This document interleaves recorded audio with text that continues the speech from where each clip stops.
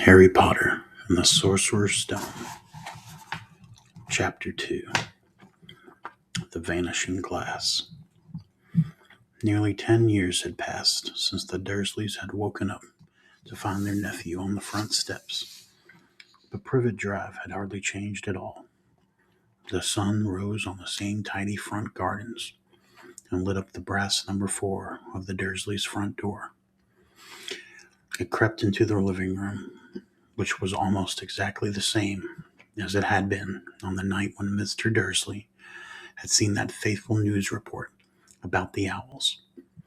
The only photographs on the mantelpiece only the photographs on the mantelpiece really showed how much time had passed. 10 years ago, there had been lots of pictures of what looked like a large pink beach ball wearing different colored bonnets. But Dudley Dursley was no longer a baby, and now the photographs showed a large, blond boy riding his first bicycle on a carousel at the fair, playing a computer game with his father, being hugged and kissed by his mother. The room held no sign at all that another boy lived in the house too. Yet Harry Potter was still there, asleep at the moment, but not for long. His Aunt Petunia was awake, and it was her shrill voice that made up the first noise of the day. Up, get up, now. Harry woke with a start. His aunt rapped on the door again. Up, she screeched. Harry heard her walking towards the kitchen, and then the sound of the frying pan being put on the stove. He rolled onto his back and tried to remember the dream he had been having. It had been a good one. There had been a flying motorcycle in it. He had a funny feeling he'd had the same dream before. His aunt was back outside the door. Are you up yet? She demanded. Nearly, said Harry. We'll get a move on. I want you to look after the bacon, and don't you dare let it burn. I want everything perfect on Duddy's birthday. Harry groaned. What did you say? His aunt snapped through the door. Nothing. Dudley's birthday. How could he have forgotten? Harry got slowly out of the bed and started looking for socks. He found a pair under his bed and, after pulling a spider off one of them, put them on. Harry was used to spiders because the cupboard under the stairs was full of them, and was where he slept. When he was dressed, he went down the hall into the kitchen. The table was almost hidden beneath all of Dudley's birthday presents. It looked as though Dudley had gotten the new computer he wanted, not to mention the second television and the racing bike. Exactly why Dudley wanted a racing bike was a mystery to Harry, as Dudley was very fat and hated exercise. Of course, if it involved punching somebody, unless, of course, it involved punching somebody. Dudley's favorite punching bag was Harry, but he couldn't often catch him. Harry didn't look it, but he was very fast. Perhaps it had something to do with living in a dark cupboard. But Harry had always been small and skinny for his age. He looked even smaller and skinnier than he really was, because all he had to wear were old clothes of Dudley's. Dudley, well, he was about 4 times bigger than he was. Harry had a thin face, knobbly knees, black hair, and bright green eyes. He wore round glasses held together with a lot of scotch tape because of all the times Dudley had punched him on the nose. The only thing Harry liked about his own appearance was a very thin scar on his forehead that was shaped like a lightning bolt. He had had it as long as he could remember, and the first question he could ever remember asking his Aunt Petunia was how he had gotten it. In the car crash when your parents died, she had said, and don't ask questions. Don't ask questions. That was the first rule for a quiet life with the Dursleys. Uncle Vernon entered the kitchen as Harry was turning over the bacon. "Comb your hair," he barked, by way of a morning greeting. About once a week, Uncle Vernon looked over the top of his newspaper and shouted that Harry needed a haircut. Harry must have had more haircuts than the rest of the boys in his class put together, but it made no difference. His hair simply grew that way, all over the place. Harry was frying eggs by the time Dudley arrived in the kitchen with his mother. Dudley looked a lot like Uncle Vernon. He had a large pink face, not much neck, small, watery blue eyes, and thick blonde hair that lay smoothly on his thick, fat head. Aunt Petunia often said that Dudley looked like a baby angel. Harry often said that Dudley looked like a pig in a wig. Harry put the plates of egg and bacon on the table, which was difficult as there wasn't much room. Dudley, meanwhile, was counting his presents. His face fell. 36, he said, looking up at his mother and father. "That's 2 less than last year." "Darling, you haven't counted Auntie March's presents. It's here, under this big one from Mummy and Daddy." "All right, 37 then," said Dudley, going red in the face. Harry, who could see a huge Dudley tantrum coming on, began wolfing down his bacon as fast as possible in case Dudley turned the table over. Aunt Petunia obviously scented danger too, because she quickly said, "And we'll buy you another 2 presents while we're out today. How about that, Popkin? 2 more presents. Is that all right?" Dudley thought for a moment. It looked like hard work. Finally, he said slowly, "So I'll have 39 sweetums," said Aunt Petunia. "Oh." Dudley sat down heavily and grabbed the nearest parcel. "All right then." Uncle Vernon chuckled.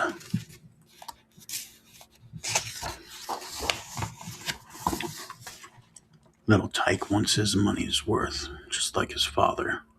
Attaboy, Dudley." He ruffled Dudley's hair.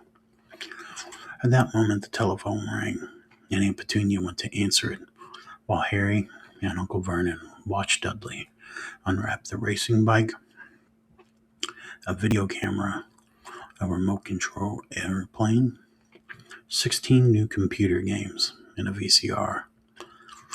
He was ripping the paper off a gold wristwatch when Aunt Petunia came back from the telephone looking both angry and worried. "Bad news, Vernon," she said. "Mrs. Fick's broken her leg. She can't take him." She jerked her head in Harry's direction. Dudley's mouth fell open in horror, but Harry's heart gave a leap. Every year on Dudley's birthday, his parents took him and a friend out for the day to adventure parks, hamburger restaurants, or the movies. Every year, Harry was left behind with Mrs. Figg, an old mad lady who lived 2 streets away. Harry hated it there. The whole house smelled of cabbage, and Mrs. Figg made him look at photographs of all the cats she'd ever owned. "Now what?" said Aunt Petunia, looking furiously at Harry, as though he planned this.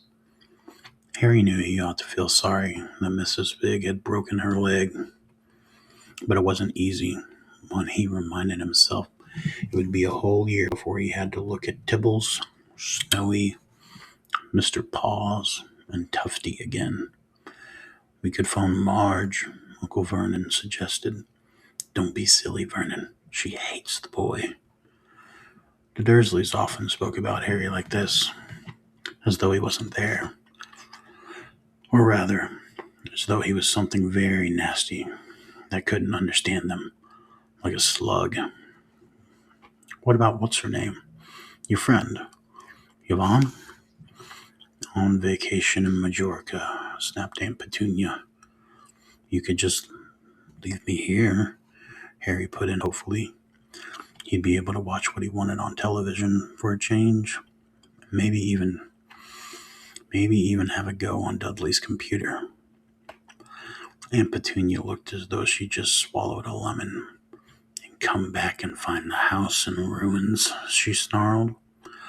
I won't blow up the house, said Harry, but they weren't listening. I suppose we could take him to the zoo, said Aunt Petunia slowly, and leave him in the car. That car's new. He's not sitting in it alone.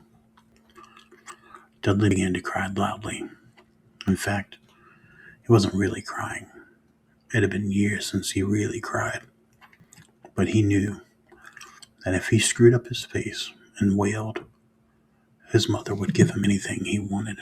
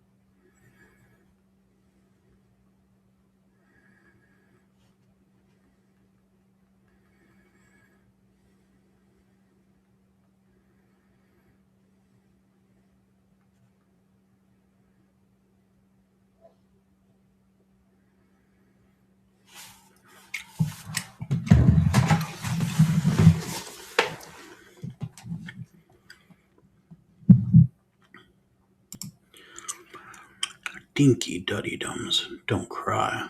Mummy won't let him spoil your special day, she cried, flinging her arms around him.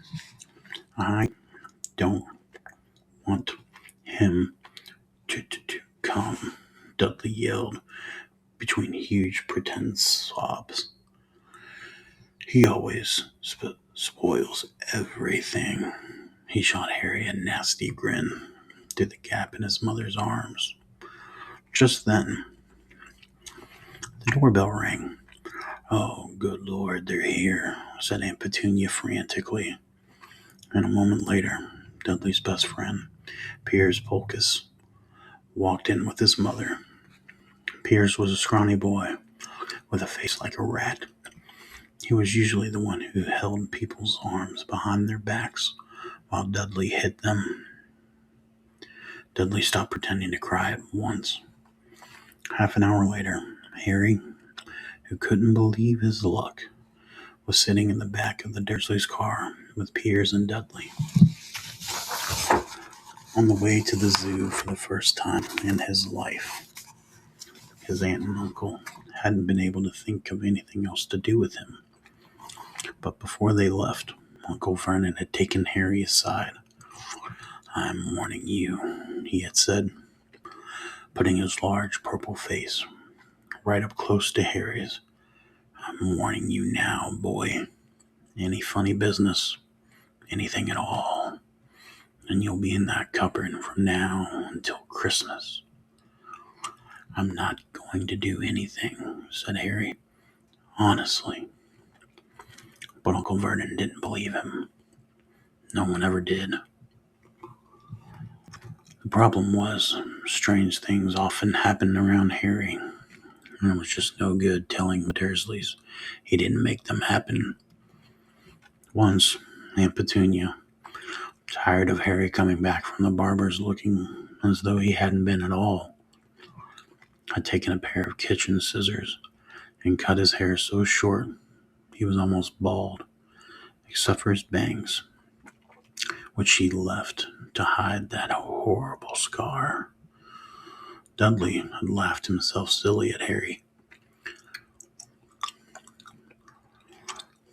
Harry, who had spent a sleepless night, imagining school the next day, where he was already laughed at for his baggy clothes and taped glasses. Next morning, however, he had gotten up to find his hair exactly as it had been before Aunt Petunia had sheared it off. He had been given a week in his cupboard for this, even though he had tried to explain that he couldn't explain how it had grown back so quickly. Another time, Aunt Petunia had been trying to force him into a revolting old sweater of Dudley's, brown with orange puffballs. The harder she tried to pull it over his head, the smaller it seemed to become, until finally it might have fitted a hand puppet, but certainly wouldn't fit Harry. Aunt Petunia had decided it must have shrunk in the wash, and to his great relief, Harry wasn't punished. On the other hand, he'd gotten into terrible trouble for being found on the roof of the school kitchens. Dudley's gang had been chasing him as usual when, as much to Harry's surprise as anyone else's, there he was, sitting on the chimney. The Dursleys had received a very angry letter from Harry's headmistress, telling them Harry had been climbing school buildings. But all he tried to do, as he shouted at Uncle Vernon through the locked door of his cupboard, was jump behind the big trash cans outside the kitchen doors.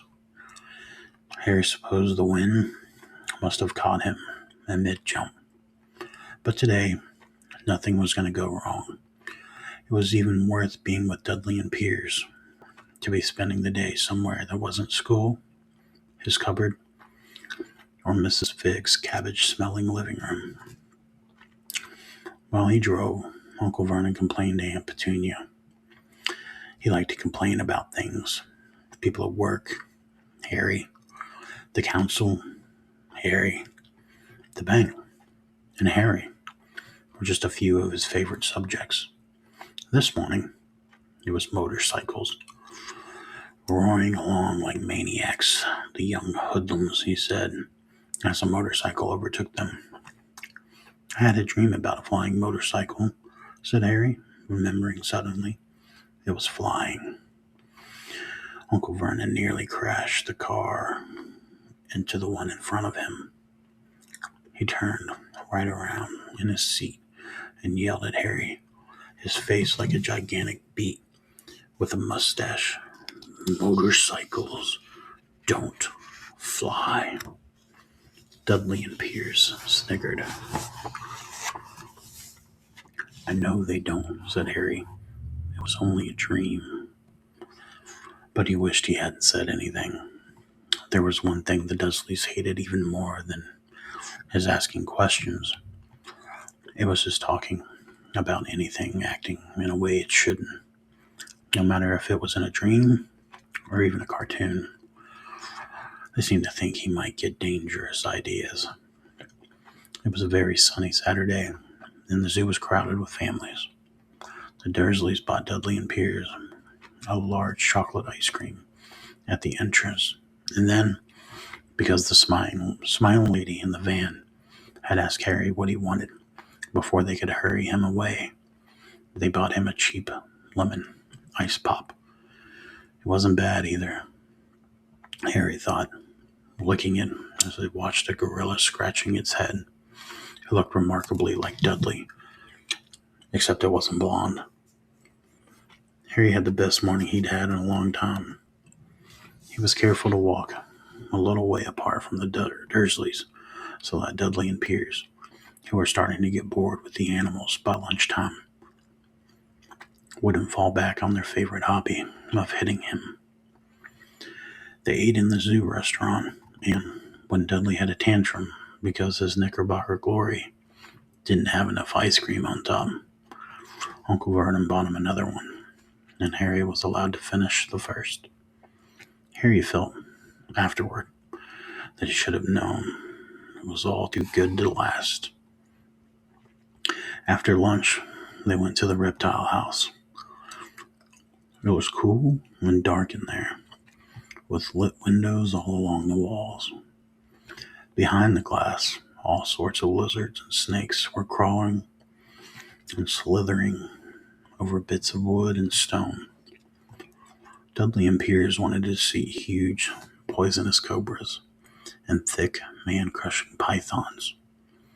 Dudley quickly found the largest snake in the place. It could have wrapped its body twice around Uncle Vernon's car and crushed it into a trash can. But at the moment, it didn't look in the mood. In fact, it was fast asleep. Dudley stood with his nose pressed against the glass, staring at the glistening brown coils. "Make it move," he whined at his father. Uncle Vernon tapped on the glass, but the snake didn't budge. "Do it again," Dudley ordered. Uncle Vernon rapped the glass smartly with his knuckles, but the snake just snoozed on. "This is boring," Dudley moaned. He shuffled away. Harry moved in front of the tank and looked intently at the snake. He wouldn't have been surprised if it had died of boredom itself. No company except stupid people drumming their fingers on the glass, trying to disturb it all day long. It was worse than having a cupboard as a bedroom, where the only visitor was Aunt Petunia, hammering on the door to wake you up. At least he got to go to the rest of the house. The snake suddenly opened its beady eyes. Slowly, very slowly, it raised its head until its eyes were on a level with Harry's. It winked. Harry stared. Then he looked quickly around to see if anyone was watching. They weren't. He looked back at the snake and winked too. The snake jerked its head towards Uncle Vernon and Dudley, then raised its eyes to the ceiling. It gave Harry a look that said quite plainly, "I get that all the time."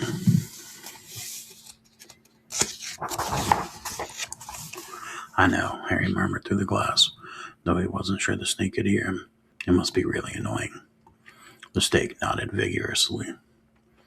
"Where do you come from, anyway?" Harry asked. The snake jabbed its tail at the little sign next to the glass. Harry peered at it. "Boa constrictor, Brazil." "Was it nice?"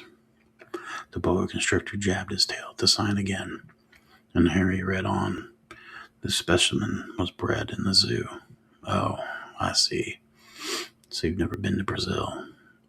As the snake shook its head, a deafening shout behind Harry made both of them jump. "Dudley, Mr. Dursley, come and look at this snake. You won't believe it. What it's doing." Dudley came waddling toward them as fast as he could. "Out of the way, you," he said, punching Harry in the ribs. Caught by surprise, Harry fell hard on the concrete floor. What came next happened so fast no one saw how it happened. 1 second, Piers and Dudley were leaning right up close to the glass. The next, They had leapt back with howls of horror. Harry sat up and gasped. The glass front of the boa constrictor's tank had vanished. The great snake was uncoiling itself rapidly, slithering out onto the floor. People throughout the reptile house screamed and started running for the exits. As the snake slid swiftly past them, Harry could have sworn a low, hissing voice said, "Brazil, here I come. Thanks, amigo." The keeper of the reptile house was in shock. "But the glass," he kept saying. "Where did the glass go?" The zoo director himself made Aunt Petunia a cup of strong, sweet tea, while he apologized over and over again. Piers and Dudley could only gibber. As far as Harry had seen, the snake hadn't done anything except snap playfully at their heels as it passed. But by the time they were back in Uncle Vernon's car, Dudley was telling them how it had nearly bitten off his leg, while Piers was swearing it had tried to squeeze him to death. But worst of all, for Harry at least, was Piers calming down enough to say, Harry was talking to it. Weren't you, Harry?" Uncle Vernon waited until Piers was safely out of the house before starting on Harry. He was so angry he could hardly speak.